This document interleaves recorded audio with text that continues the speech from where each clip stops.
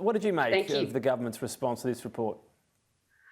Well, I mean, I think it's a positive response so far. It's taken a long time to get this response. I mean, this is well over a year since this report was handed down, and now we're finally seeing this level of response. So I think the timing is obviously quite convenient. I think that we can guess as to why it's happened at this point, given the events and what has come out over the past month. But definitely a positive that they have accepted in principle, in part, these recommendations. Of course, we now need to see a lot more detail, and it will need a lot of funding. So we need to know the detail of the funding that will come through in the May budget. Your publication is trying to appeal to the description here is career-minded women. So what are they telling you? What are their biggest gripes with workplaces in Australia? Well, I mean, what they're telling us is, I think, a lot of what came out in that report. I mean, we did see there were hundreds of submissions to Kate Jenkins' Respect at Work report. We saw it as a particularly revolutionary report. If we remember at that time that that she was asked to do that report, that was a world first. So it took 18 months to come up that report, 55 really good recommendations, and recommendations that we can see could be quite game-changing in Australia. So what we've heard from our readers is that they do want to see these recommendations implemented, and they do want to see them funded as well. But already today, just looking at some of the social media from some of our readers that have come through on our report on this particular announcement, we can still see that there's a high level of cynicism out there regarding the timing of this announcement and the detail and how well it will be funded. Right. Now, look, timing cynicism, fair enough, given when it's happened. But what about the detail?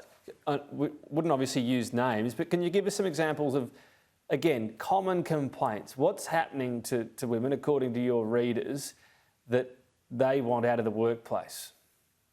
Yeah, well, common complaints come back to, again, what we saw within some of those submissions. So common complaints around just sexual harassment and the general disrespect of women at work, particularly.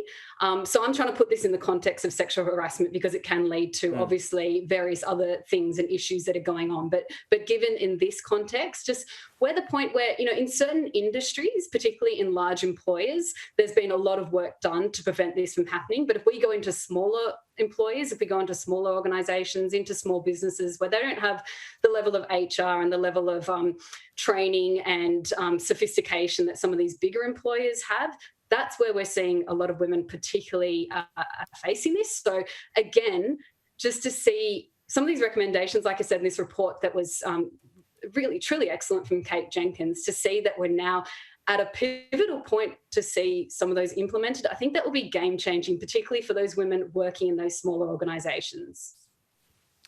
The recent conversation was kicked off by allegation of rape in a workplace. That's black and white, if you like. I mean, no one's pretending in any way, shape or form that's okay. But what about this lesser sexual harassment? What are we talking about? Is it being made to feel uncomfortable through comments on what someone's wearing? Is it, what people perceive as someone unnecessarily getting in their space, maybe the brushing of a hand? Is it unwelcome flirting? What are we talking about that are the core issues women want addressed here? I mean, I would say it's a level of all of what you've just mentioned there.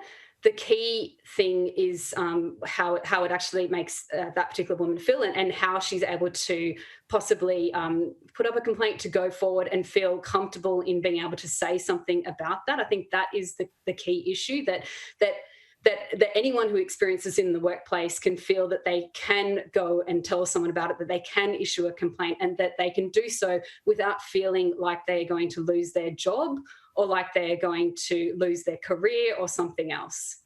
And particularly, again, coming into those submissions, we had story after story where women did feel like they had to change career, women having to leave the legal sector to go and do something else, women leaving big corporates to go and start their own businesses due to some level of sexual harassment in their organisations.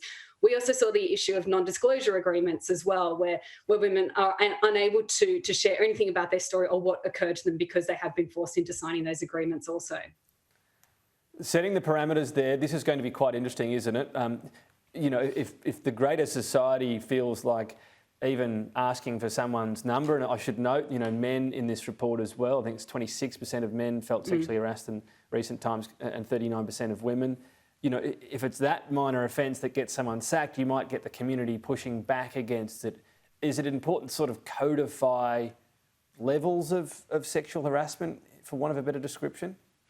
Yeah, I think so. And I think that that's what we'll see out of these recommendations is that we can, that there is the idea of creating, and, the federal government has already, the Commonwealth has already funded a level of this to put out the portal and the resources and to start that conversation to ensure that the material's there, that the training is there, so that we can all get a good understanding of what is and is not okay, so that we can see what the boundaries are and should be in the workplace, so that we don't have to feel confused or we don't have to worry about this. And again, having the funding will help make this happen. Like I say, this is revolutionary. This is a chance to reset the agenda depending on how far we take it.